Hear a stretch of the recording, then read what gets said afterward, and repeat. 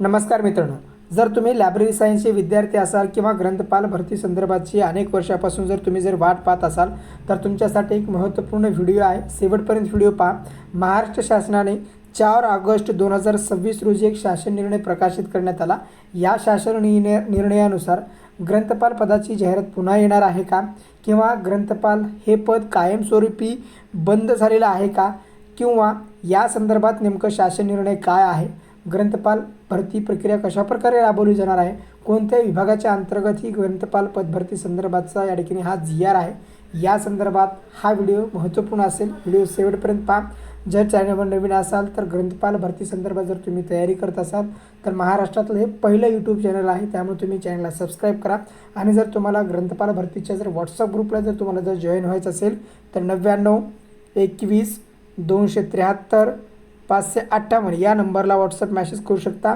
परत एकदा number repeat करतो आहे, 99 21 273 558. मॅसेज करत असताना लायब्ररी सायन्स किंवा ग्रंथपाल भरती अशा प्रकारे मॅसेज करा, जेणेकरून तुम्हाला मला लायब्ररी सायन्सच्या ग्रुपमध्ये जॉईन करता येईल. तर 4 ऑगस्ट 2026 रोजी महाराष्ट्र शासनाने एक शासन निर्णय प्रकाशित केला. तर त्यामध्ये अन्न व औषध प्रशासन विभागाच्या संदर्भाचा हा शासन निर्णय तुम्ही या ठिकाणी पाहू शकता. शासन निर्णय अन्न व औषध प्रशासन विभागाच्या माध्यमातून आहे. औषधी द्रव्य विभागाच्या अंतर्गत 4 ऑगस्ट 2026ला हा शासन निर्णय प्रकाशित करण्यात आला. तर यामध्ये ग्रंथपाल भरती संदर्भात इतर काही जी पदं आहेत तर त्या या डिपार्टमेंटच्या अंतर्गत त्यांनी मृत संवर्ग म्हणून घोषित करण्यात आलेले आहेत. तर त्यामध्ये कोणकोणते आहेत, तर आपल्यासाठी महत्त्वपूर्ण जे पद आहे तर ते म्हणजे लायब्ररी सायन्स आहे.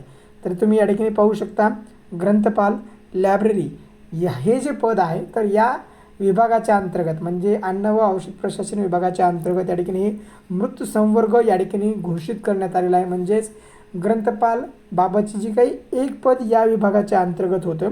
तर तुम्ही या ठिकाणी पाहू शकता की ग्रंथपाल विभागाच्या अंतर्गत ग्रंथपाल या विभागाच्या अंतर्गत हे जे पद आहे तर एकूण किती पद होतं, तर या विभागाच्या अंतर्गत एका पदासंदर्भाची ही भरती प्रक्रियेची जाहिरात प्रकाशित होणार होती. तर ती आता येणाऱ्या काळामध्ये या विभागाच्या अंतर्गत ग्रंथपाल हे पद आता असणार नाही.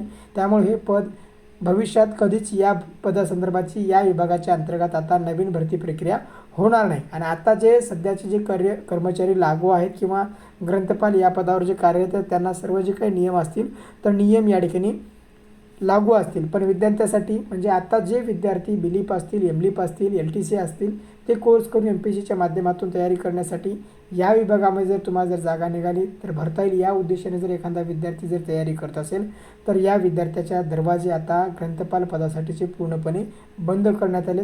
हा शासन निर्णय आपल्यासाठी काळा शासन निर्णय म्हटला तरी चालेल. तर त्यामुळं आपल्याला एकत्रित राहणं गरजेचं आहे. अशा प्रकारचे जे काही शासन निर्णय असतील आपल्या विरोधातले तर त्या शासन निर्णयाला आपल्याला सर्वांनी एकजूट होऊन या ठिकाणी आवाज उठवला पाहिजे.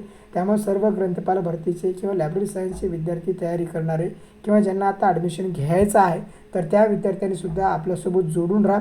काही प्रश्न असतील तर कमेंट बॉक्समध्ये कमेंट करा, जेणेकरून महाराष्ट्राला आपण आवाज या ठिकाणी उठवू शकतो. तुम्हाला जर ग्रुपमध्ये जॉईन व्हायचं असेल तर 99 21 273 558 या नंबरला व्हॉट्सअप मॅसेज करू शकता. आता आपण लवकरच लायब्ररी सायन्सवरचा दर्जेदार क्लाससुद्धा सुरू करणार आहेत, नोट्ससुद्धा सुरू करणार आहेत. कशाप्रकारे तुम्ही लायब्ररी सायन्सची तयारी करणार या संदर्भातसुद्धा आपण गायडन्स करणार आहे. डेली लेक्चरसुद्धा होणार आहेत. त्यामुळे तुम्ही चॅनलला सबस्क्राईब करा. धन्यवाद. थँक्यू. जय हिंद, जय महाराष्ट्र.